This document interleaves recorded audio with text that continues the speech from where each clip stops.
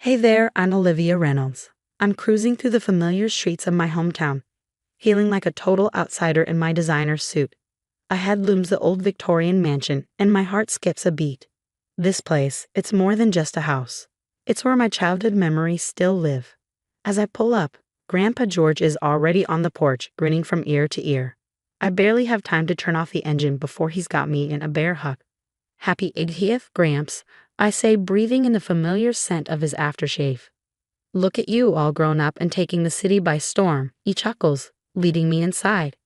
The house is buzzing with party preparations, and there's my mother, Sandra, fussing over flower arrangements. Our eyes meet, and there's that familiar tension. Olivia, you made it, she says, smiling though it doesn't quite reach her eyes. Traffic? I lie, knowing full well I delayed leaving on purpose. Well, you're here now. Your room's ready upstairs if you want to freshen up. I head upstairs, automatically avoiding the creaky step. Some habits die hard. My old room is just as I left it, a time capsule of my teenage years. As I unpack, there's a knock at the door. It's Ethan, my stepbrother, all grown up and annoyingly handsome. Hey sis, long time no see. Ethan. I nod, keeping my tone neutral. How's life? Oh, can't complain. Dad and I have been helping out around here a lot. Someone's got to look after the old place, right? There's something in his tone that rubs me the wrong way, but before I can respond, we hear Richard's voice from downstairs. Kids, come down and help with the decorations. As we head down, I can't shake the feeling of being an outsider in my own home. Conversations flow around me, full of inside jokes and shared memories I'm no longer a part of. Later, as the party hits full swing, I find myself on the back porch nursing a glass of wine and escaping the chaos. Grandpa George joins me, his eyes twinkling. Too much excitement for the city girl, he teases. I laugh, grateful for his understanding. Just needed some air. How are you holding up, birthday boy? His smile falters slightly. Oh, you know me, tough as old boots. There's something in his tone that makes me pause. Gramps, everything okay? He pats my hand. Don't worry about me, sweetheart. Just promise me something. Don't let go of this place. It's more than just bricks and mortar. It's our history. Before I can ask what he means, Sandra calls him back inside. As they leave, I catch snippets of a heated conversation. You can't just decide that on your own, Dad. My house, my decision. Think about what's best for everyone. I lean against the porch railing, a knot forming in my stomach. Something tells me this birthday celebration is just the calm before the storm.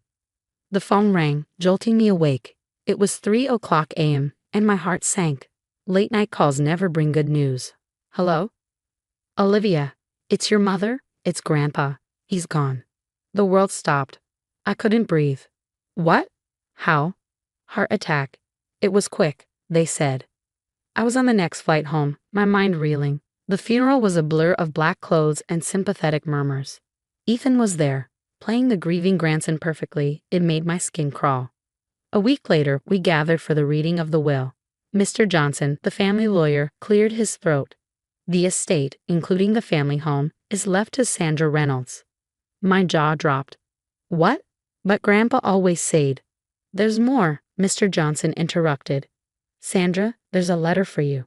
Mom read it silently, her face unreadable. Then she looked up, her eyes cold. I've made a decision. I'm giving the house to Ethan. The room exploded.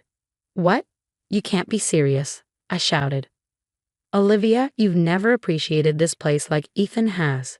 You're always off in the city, focused on your career. That's not fair. This is my home too. Ethan smirked. Come on, sis, I'll take good care of it. I turned on him. Don't act all innocent. You've been planning this, haven't you? Olivia, Mom snapped. That's enough. No, it's not. Can't you see what he's doing? He's been manipulating you for years. Richard stepped in. Now let's all calm down. Stay out of this, I snarled. This is between me and them. I turned back to Mom. How could you do this? Grandpa wanted me to have this place. He told me so himself. Well, he changed his mind, apparently, she said coldly. No, you changed it for him. God, I can't believe this. You're choosing him over me, your own daughter. Olivia, please, Ethan said, his voice dripping with false concern. We're all family here. Family? Is that what you call this? I shot back. You've been playing us all along, haven't you? Playing the perfect son while I was away. Ethan scoffed, his voice tinged with irritation. That's ridiculous. You're just jealous because Mom sees how much I care about our family history. Our family history? I spat. You're not even blood. The room fell into an uncomfortable silence. Mom's face turned cold, her expression hardening. I think you should leave, Olivia, she said quietly.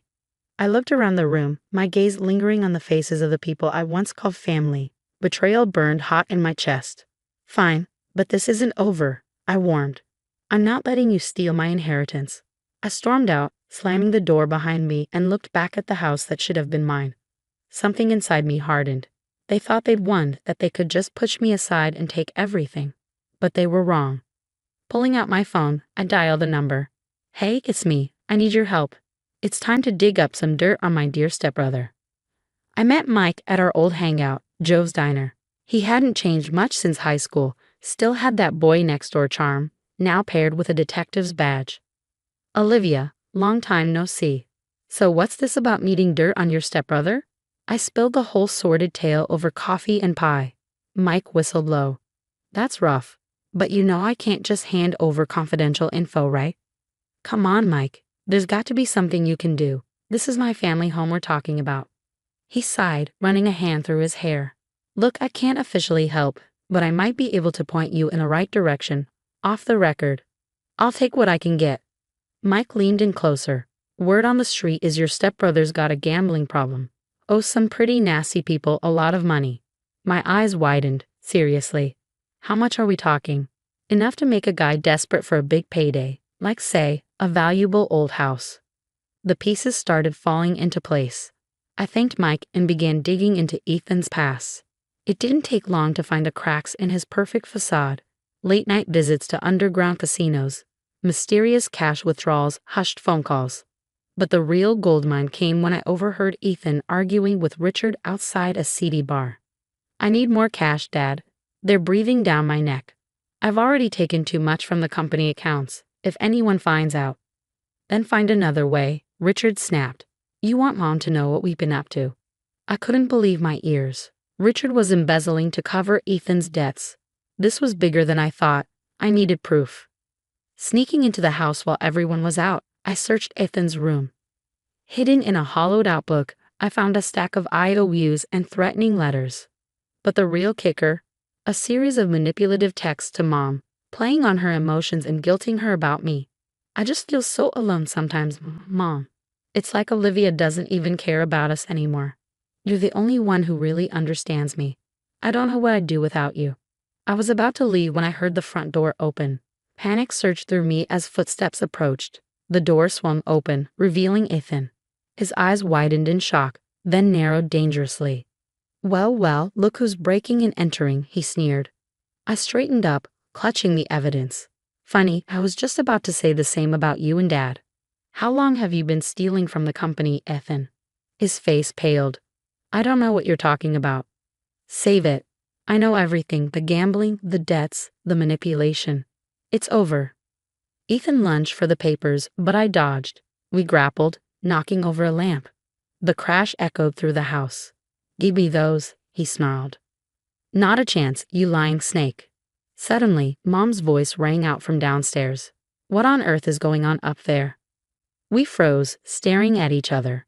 Ethan's eyes were wild with panic. This isn't over, he hissed, releasing me. I straightened my clothes, heart pounding. You're right, it's not. The annual fundraiser is next week, isn't it? Better get your story straight by then. As I pushed past Ethan, I saw real fear in his eyes. Good. He should be afraid because I was done playing nice. It was time to expose the truth once and for all. The annual fundraiser was in full swing. I smoothed my dress, feeling the weight of the evidence in my clutch. Ethan caught my eye across the room, his smile faltering. Ladies and gentlemen, Mom announced, welcome to our family home. We're so grateful for your support. I watched Richard shift nervously, constantly checking his phone. Showtime. Actually, Mom, I have something to add. I interrupted, stepping forward. The room hushed. This house has quite a history, including some recent additions. Ethan started towards me, but I was quicker. I pulled out the documents, holding them high. Did you all know that my dear stepbrother has a gambling problem? Or that my stepfather's been embezzling to cover his debts? Gasps echoed through the crowd. Richard's face went ashen. Olivia, stop this nonsense right now, Mom hissed. It's not nonsense, Mom. It's the truth. Ethan's been manipulating you for years. Read these texts. As Mom scanned the messages, her face crumpled. Ethan, is this true? Ethan sputtered. I can explain, but the damage was done. Mike stepped forward, flashing his badge. Mr. Thompson, I'm going to need you to come with me, he said. As Richard was led away, Mom turned to me, tears in her eyes. Olivia, I'm so sorry. I had no idea. I cut her off. Save it. You chose him over me, your own daughter. Please let me make it right. It's too late for that. I'm done. The next few weeks were a whirlwind. Richard was arrested for embezzlement, and Ethan's debts came to light, ruining him financially and socially. Mom spiraled, shunned by the town she once ruled. I challenged the house transfer in court and won. Standing on the porch, keys in hand, I felt a bittersweet victory. Mike joined me, whistling low. Some renovation project you've got here. I smiled. It's not just for me. I'm turning it into a community center for at-risk youth. Grandpa would have liked that. He'd be proud of you. Live. Months passed, and the center thrived, filled with laughter and hope. My career took off, fueled by newfound confidence. One day, as I was leaving work, I spotted a familiar figure, Mom, looking older and worn, staring at me from across the street. For a moment, our eyes met. Then I turned and walked away, head held high. Later at home, I flipped on the news. A familiar face filled the screen. Former local businessman Ethan Thompson was sentenced today for fraud. I switched it off, smiling to myself. Justice served. A knock at the door interrupted my thoughts. It was Mike, grinning and holding up a pizza box. Thought you could use a break from all that corporate climbing and community saving. I laughed, letting him in. As we settled on the porch overlooking the town, I felt a sense of peace wash over me. You know, Mike said between bites, you're pretty incredible, Olivia. The way you handled everything, turned it all around. I shrugged but couldn't hide my smile. I had some good people in my corner. Well, here's to new beginnings, he said, raising his soda can. I clinked mine against his, looking out at the future stretching before me. To new beginnings and writing our own history. The story of Olivia's fight for justice in her family home has come to an end. Now I've got a question for you. If you were in Olivia's shoes, would you have cut ties with your mother completely or given her a chance to make amends? Was Olivia too harsh, or did Sandra's betrayal justify the permanent rift? Share your thoughts in the comments below. Your perspective might just shed light on an angle we haven't considered. If this family drama got you thinking, hit that like button and subscribe to catch more stories.